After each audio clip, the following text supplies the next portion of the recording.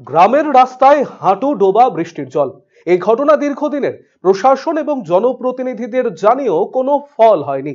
ফলে বৃহস্পতিবার রাস্তার ওপর বৃষ্টির জলে ধানের চারা রোপণ করে বিক্ষোভ দেখালেন গ্রামবাসীরা। পাশাপাশি পাম্প চালিয়ে রাস্তার জল বের করে উত্তর দিনাজপুরের ইটাহার ব্লকের নমুনিয়া গ্রামের ক্ষুব্ধ বাসিন্দারা। ইটাহার থানার কাপাসিয়া অঞ্চলের নমুনিয়া গ্রামে দীর্ঘদিন থেকেই বৃষ্টি হলে রাস্তা জুড়ে হাঁটু ডোবা জল দাঁড়িয়ে থাকে।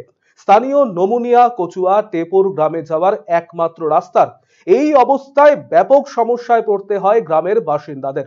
গ্রামের বাসিন্দারা জানিয়েছেন, জনপ্রতিনিধিদের জানিয়েও কোনো লাভ হয়নি। ফলে গ্রামের বাসিন্দারা এদিন রাস্তার ওপর ধানের চারা লাগিয়ে বিক্ষোভ দেখান।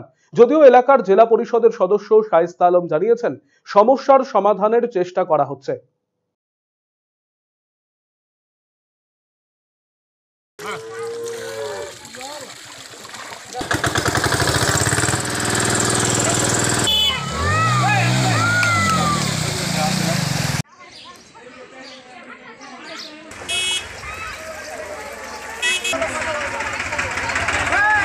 এখানে জল সবসময় ধরে রাখছে, হ্যাঁ, বছর বছর কোন নেতা মাথা সব আছে, মেম্বার প্রধান আছে, তারা কোনো কাজের এখন কোনো ব্যবস্থা করে না।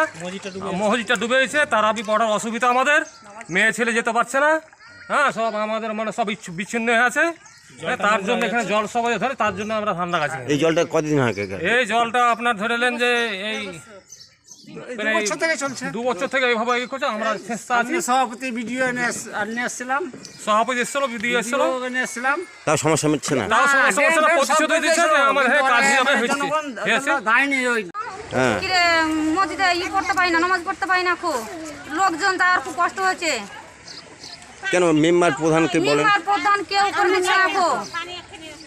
ওখানে পাম্প করে এখন জল বের করার কাজ চলছে, সেই ব্যবস্থা করা হয়েছে।